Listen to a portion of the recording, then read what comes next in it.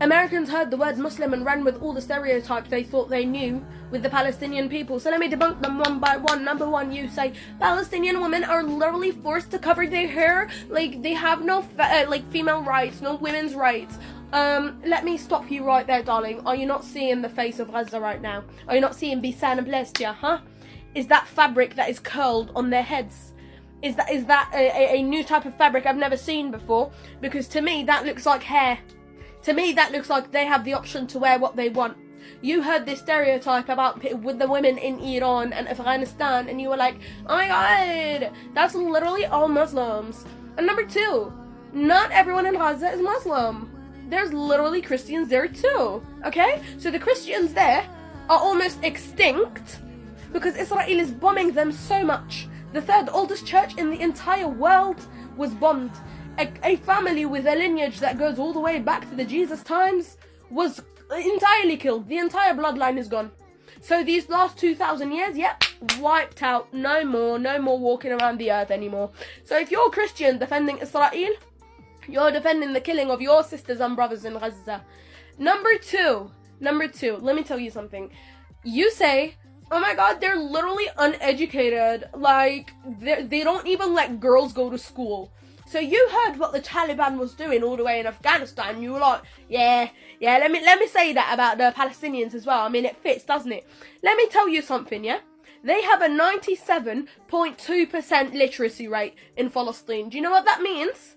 That means almost 100%, almost every single person in Palestine, every single Palestinian person is educated.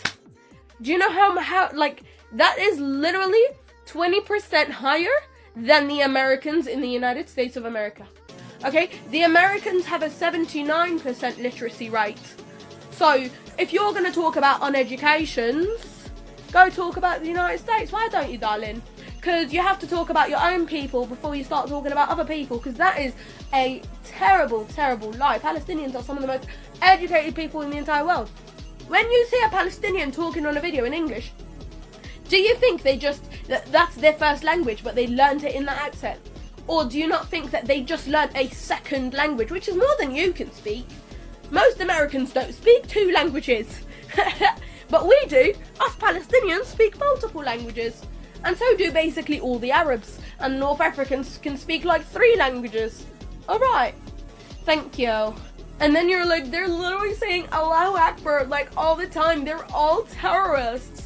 Do you know what Allahu Akbar means? Allahu Akbar means Allah is the greatest. God is the greatest. I don't understand why you have to twist the definitions of everything that we say. We say takbir, Allahu Akbar. When we say takbir, it means say. It's announcing, telling everyone, say that Allah is the greatest, and everyone says Allah is the greatest. Easy peasy lemon squeezy. And then you see La ilaha illallah. Right? The shahada, ashhadu anna la ilaha illallah wa ashhadu anna Muhammadan Rasulullah. You see that on their bandanas on their heads, right?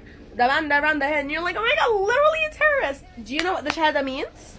Shall I tell you? It means, I bear witness that there is no Lord but Allah. And I bear witness that Muhammad, peace be upon him, is his messenger. That's what it means.